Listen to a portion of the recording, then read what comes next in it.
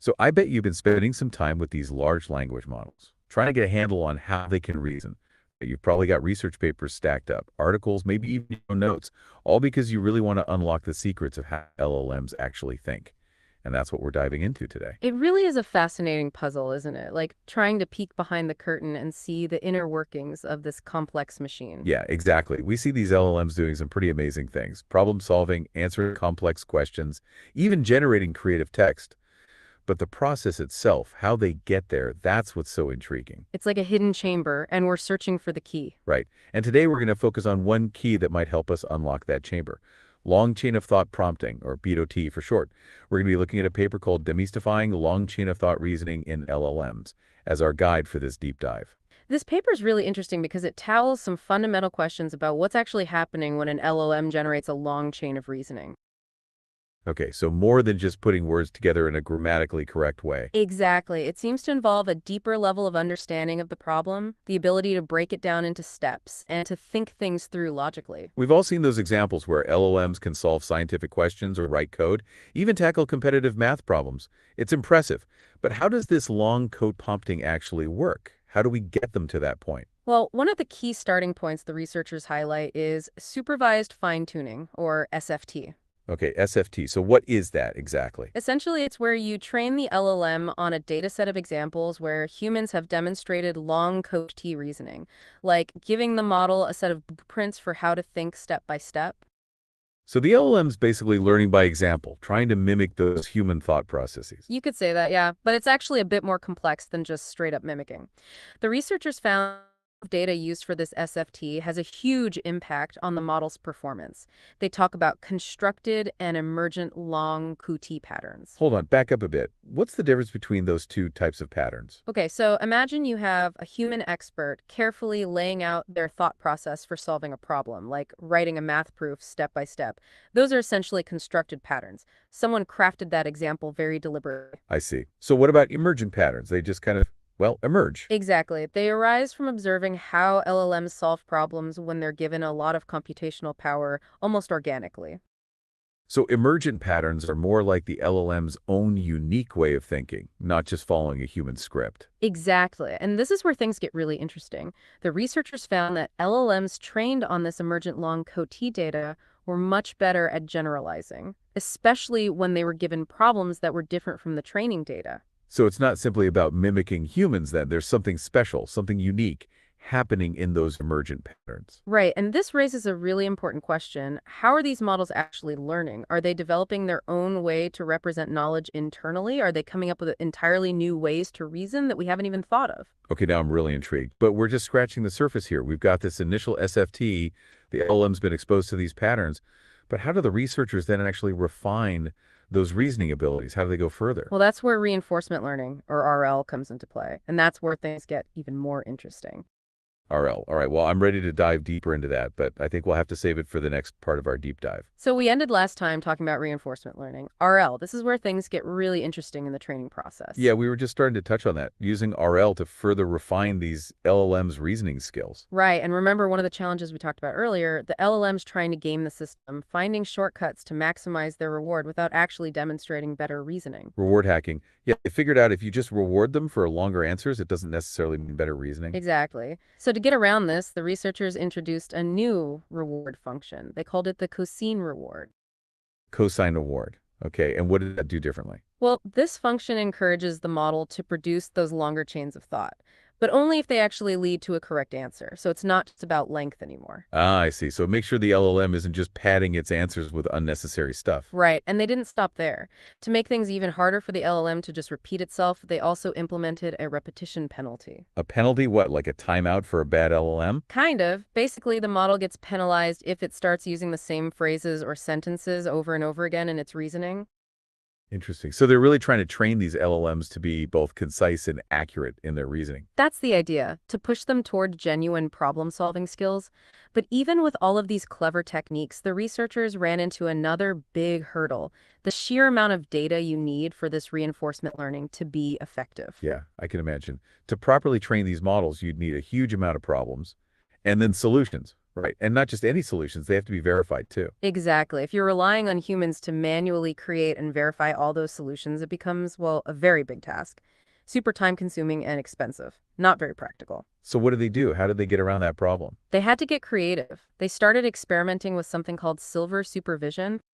Silver supervision. Okay, now that sounds interesting. Tell me more. It involves using data that's, let's say, a little bit messy. Maybe the solutions aren't perfect. Often it's data that's been extracted from the web. So instead of using that perfect human annotated data, they're going with something a bit more rough around the edges, more abundant, but maybe not perfect. Exactly. Think of it like giving the LLM a much wider range of examples to learn from, even if some of those examples aren't perfectly polished. It's like real world learning. Things aren't always neat and tidy. Right. So you might be wondering, how well did this work? Did the LLMs actually learn from this messier data? Yeah, I am actually curious about that. Did it work?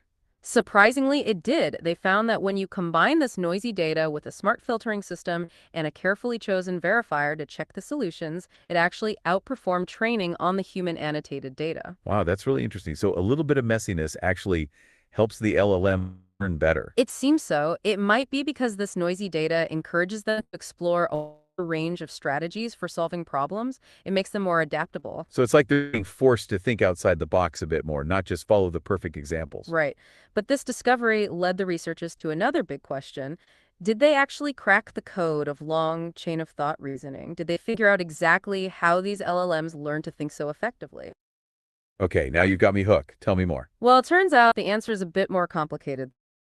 Great results, but they also started uncovering some pretty big mysteries along the way. Mysteries. Okay, don't leave me hanging. What kind of mysteries are we talking about? It all has to do with what's happening inside the LLM's mind, how they actually learn. Turns out, we still don't have the complete picture. All right, this is getting good. So what did they find? What were some of these mysteries? To understand what was happening, they decided to take a closer look at what the LLMs were actually generating, the text itself. Specifically, they started looking for certain keywords that might give clues about the model's thought process.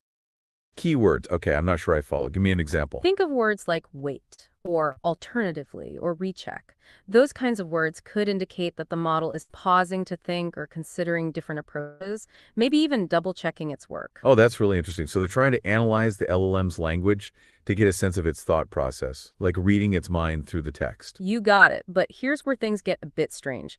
What they found is that the frequency of these keywords didn't always increase during training, even as the model's accuracy was improving. Wait, so the LLM was getting better at solving the problems, but it wasn't necessarily using more of these thinking keywords. Exactly. And that's a bit of a mystery. It suggests that maybe the LLM is learning in a more subtle way, that there's something deeper going on beneath the surface.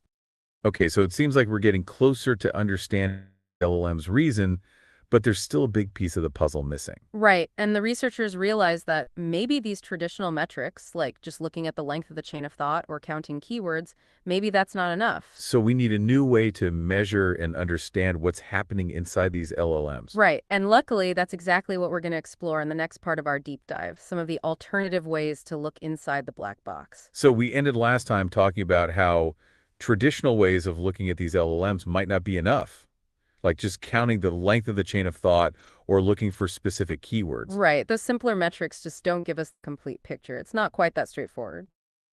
Yeah, makes sense. So what are some of these, I guess, alternative ways of measuring what's going on? What do the researchers suggest? Well, one interesting one they talk about is using KL divergence. KL divergence.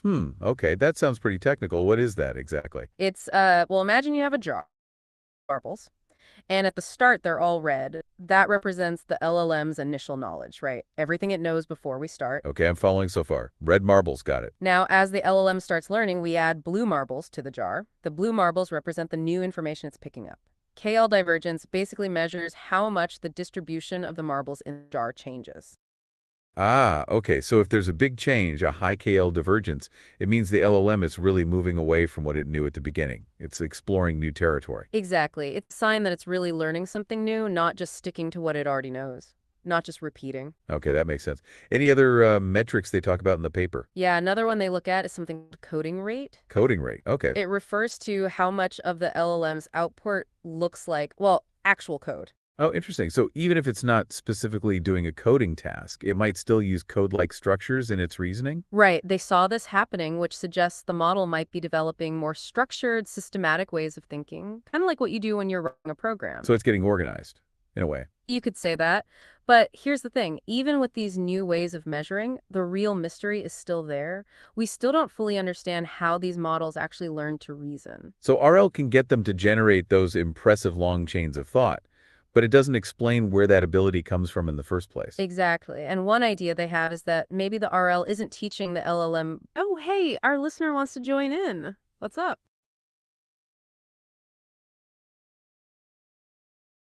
Can we explain the reward soup?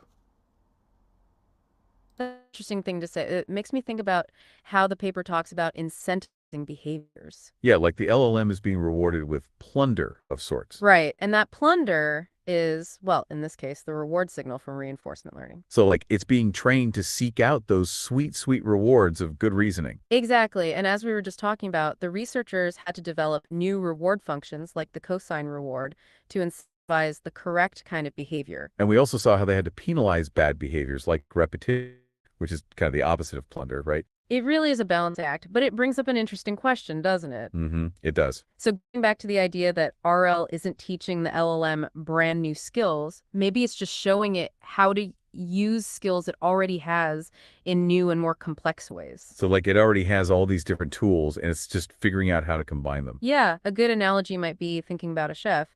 They have a set of ingredients and they can combine them in endless ways to create all these different dishes. Right.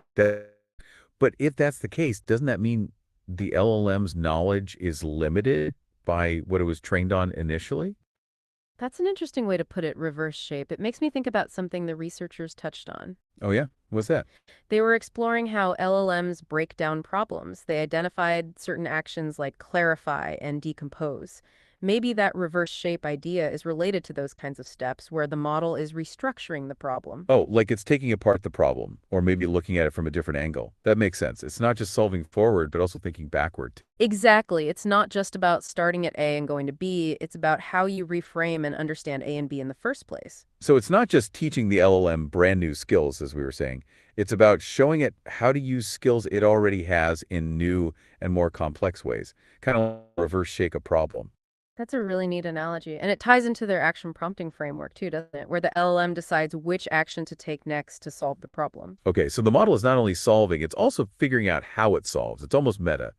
But we were talking about coding rate before the interruption. Right. So, in essence, even with these new ways of measuring, we still don't have a complete picture. We're seeing the effects of the training process, but the core of the mystery is still there. Right. It makes you wonder, where does that ability to reason actually come from? The paper suggests that RL might not actually be teaching the LLM brand new skills. Yeah, but that it might be showing the LLM how to use skills it already has in new and more complex ways, which goes back to how you were saying it's more about using and reframing, not just raw skill building. That's a really important question. It gets to the heart of what we still don't know. If they're just recombining stuff, where did that original understanding come from? What was that initial spark? Yeah, big questions. Lots to think about. Well, it looks like we've reached the end of our deep dive today, but this conversation is far from over. Definitely, we've learned a lot about the potential of these LLMs. They can do some pretty incredible things, but we've also seen that there's still so much we don't know. It's like we've opened this door and we can see this amazing world, but there's still this fog. We can't quite see everything clearly. Exactly, a lot of unknowns. So to all of you out there listening, keep exploring this fascinating field. And as you do, think about this. If these LLMs are just taking what they know and combining it in clever ways, where did that original knowledge come from? And what did that tell us about the possibilities and maybe even the limits of AI? Thanks for joining us for this deep dive, and we'll see you next time. Exactly, and that brings us to one of the last things the paper highlights. It's about LLMs are prompted to generate these chains of thought. They developed an action prompting framework. Action prompting framework. Okay, so like, how are they telling the model to think step by step? Yeah, they've categorized the types of actions